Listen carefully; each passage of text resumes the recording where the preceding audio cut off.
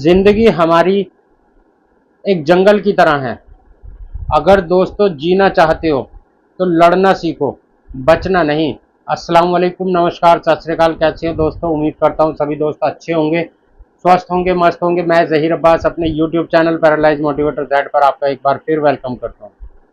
दोस्तों आज की वीडियो है अकड़न और जलन और टाइटनेस के बारे में, स्टिफनेस के बारे में। बहुत सारे लोगों के कमेंट्स आ रखे हैं कि सर क्या आपके भी टाइटनेस आती है, और इस तरह से आती है जैसे कि रात को हम सो रहे हैं तो पेट अंदर भाग जाता है, कमर पीछे भाग जाती है, पैर इतने अकड़न मार जाते हैं बहुत ज़्यादा कि नींद नहीं आती, सो नहीं पाते।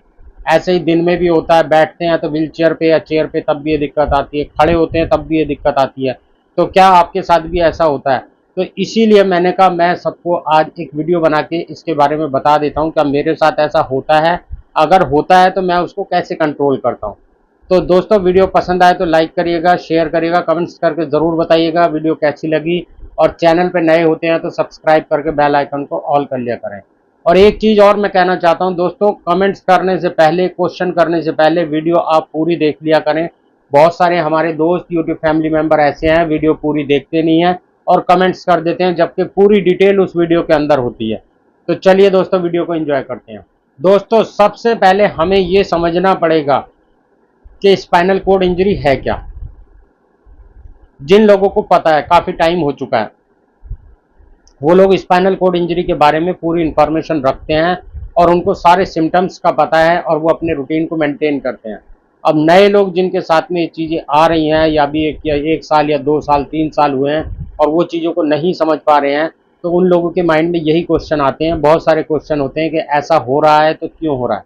सबसे पहले हम बात करेंगे टाइटनेस के ऊपर। देखिए सर्वाइकल वाले हैं, चाहे डी लेवल वाले हैं, चाहे एल वाले हैं, चाहे एस वाले हैं, कोई से भी हैं, और चाहे वो हार्ट अटैक वाले हैं या पैरालिसिस वाले हैं, कोई भी हैं, उनके टाइटनेस क्यों आती है, स्टिफनेस क्यों आती है। मैं भी स्टार्टिंग में इन चीज़ों से बहुत परेशान रहा था और इतना परेशान हो गया था कि मैं अपने बेड पे से कई बार स्टार्टिंग में गिर भी चुका हूँ। रात को इतनी टाइटनेस आती थी कि मैं अपने बेड पे से गिर भी चुका हूँ। आप समझ सकते हैं कि कितनी अकड़न मारते हैं।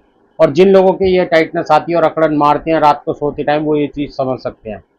जब दोस्तों हम लोग किसी भी काम को एक प्रॉपर तरीके से और एक रूटीन मेंटेन करके अगर हम करते हैं तो कामयाबी ज़रूर मिलती है। अब जैसे कि मान लीजिए एक कोई छोटा पौधा ही है, हमने पहले ज़मीन के अंदर बीज बोया, पानी डाला, खाद डाली और डेली उसको चेक किया, आज क्या निकला, आज कितना बड़ा हुआ, कैसे हुआ, आज कैसे कलर की पत्तियां हैं।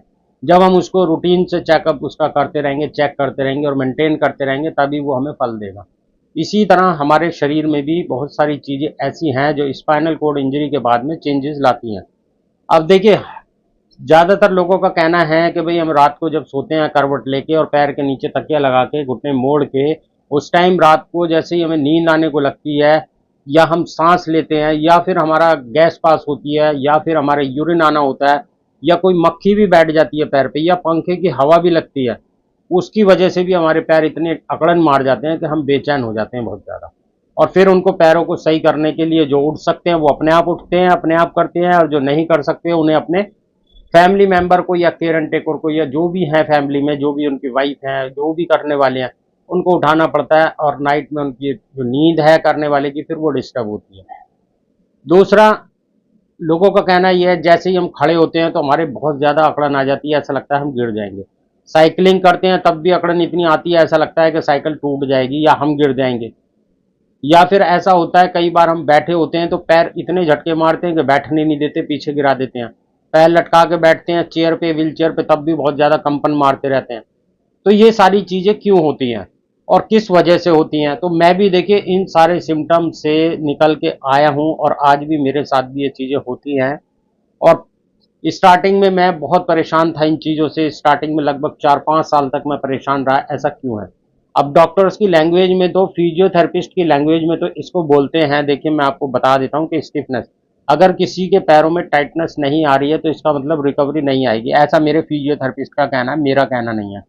दूसरी चीज़, अगर किसी के टाइटनेस आ रही है एक लिमिट में, अंडर लिमिट में, ऐसा नहीं कि बहुत ज़्यादा आने के दूसरे कारण होते हैं, वो भी मैं आपको बताऊंगा। अगर आप किसी नॉर्मल फिजियोथेरेपी के डॉक्टर से अच्छी तरह फिजियोथेरेपी 1 घंटा पौना घंटा करा रहे हैं, पूरी बॉडी की एक्सरसाइज करा रहे हैं, तब आपको टाइटनेस जो आएगी एक लिमिट में आएगी। और अगर आप खुद एक्सरसाइज कर रहे हैं या फिर खुद ही अपने घर वालों से करा रहे हैं या जो भी एक्टिविटी आप कर रहे हैं ओवर लिमिट कर रहे हैं, तो उसकी वजह से टाइटनेस आपको बहुत ज़्यादा आने वाली है। जिसकी वजह से होता क्या है सर, हम लोग क्या करते हैं दोस्तों कि भाई हम एक्सरसाइज नहीं करते, फिर इरिटेट हो जाते हैं, चिड़चिड़ा मन हो जाता है बहुत ज़्यादा, और एक्सरसाइज नहीं करते तो मोशन हमारा टाइट हो जाता है, गैस पास नहीं होती, यूरिन में लिक्विड्स आने लगते हैं, बहुत सारी परेशानियां हो जाती हैं। टाइटनेस ज़्यादा होने की वजह से होता क्या है दोस्तों कि भाई हमारे पैरों में जलन, भारीपन, अकड़न, ये बहुत ज़्यादा चीज़ें पैदा हो जाती हैं। कमर में आप ये समझिए, पैरों में अगर ये टाइटनेस ज़्यादा आ रही है तो उसकी वजह से हमारी कमर में भी जलन होने लगती है, पेट के साइड में भी जलन होने लगती है, इतनी टाइटनेस आती है। तो उसका रीज़न क्या है कि प्रॉपर तरीके से अगर आप जैसे कि फिजियोथेरेपी डॉक्टर आपकी एक्सरसाइज कराते हैं, आप वैसे एक्सरसाइज नहीं करेंगे और डायरेक्ट बेड पे से उठे और साइकिलिंग करने लगे, या डायरेक्ट बेड पे से उठे और आप खड़े होने लगे, या डायरेक्ट बेड पे से उठे और आप करवट लेके लेट गए, अगर ये काम आप डायरेक्ट करेंगे तो आपके अकड़न आएगी बहुत ज़्यादा। अब मैंने भी इस चीज़ के बारे में अपने डॉक्टर से पता किया था, जो मेरे मैक्स के डॉक्टर हैं स्टार्टिंग में, तो उन्होंने मेरे को बैक्लोफिन की या बैकलॉफ की जो टैबलेट होती है वो आज भी लिख रखी है, वो खाने के लिए बोला था 10 mg सुबह शाम, फिर 10 से वो 20 mg हो गई, 20 mg